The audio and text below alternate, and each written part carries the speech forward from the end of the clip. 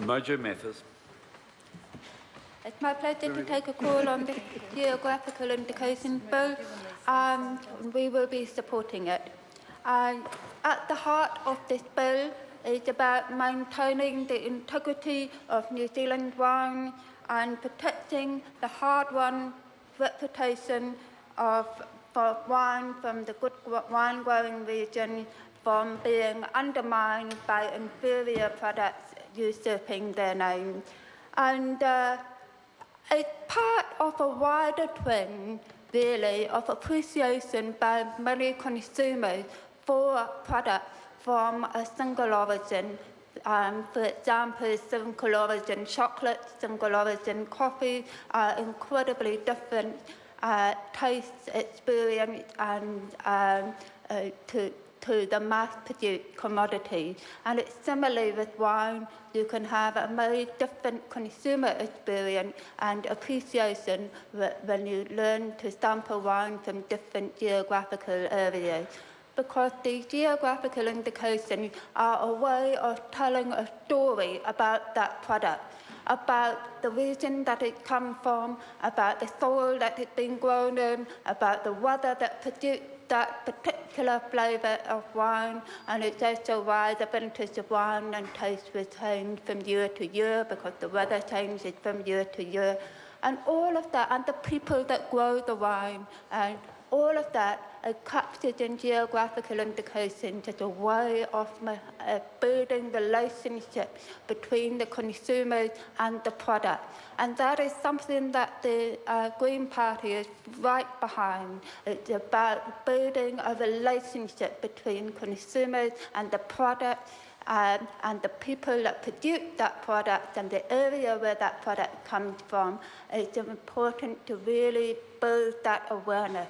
And geographical indication is just one way of helping build that awareness among consumers for the product. And alongside that, people often want to know about the history of the region. I remember being quite fascinated with single origin chocolate, discovering where the cacao beans have been grown and who grew them and how they were transported here to New Zealand to be made into single origin chocolate.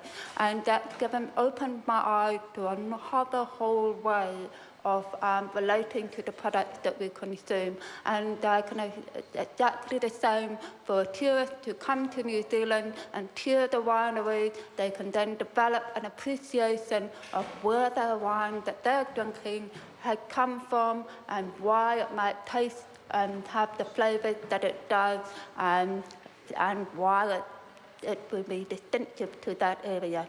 And I think all of this, building individuality, uniqueness, is part of building value-added products to the primary production sector. And that is something that we really want to be maintaining, not trying to compete in a sort of mass-produced commodity, anonymous commodities market where it doesn't matter where the product has come from and it's all being blended to be standardised and all the uniqueness and variation is being taken out. That is not the way that we should be building our economy.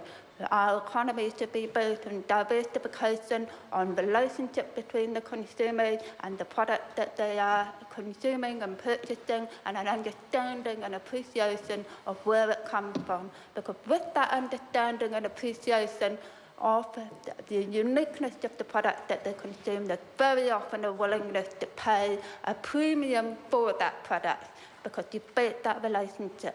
And that is something that we need to be maximising, and that is what this bill is doing, and that's why we absolutely support it. There's one important amendment that is included in this bill that I think is incredibly important, that it now stipulates that the 15% that doesn't come from the geographical area still has to come from New Zealand. And I think that's an incredibly important amendment. It was just extremely bizarre to go through all this effort to create a unique geographical indication in wine for an area and then dilute that with imported wine. So it's absolutely wonderful that this has been included in this bill. So with that, It's a pleasure to support the bill. Thank you.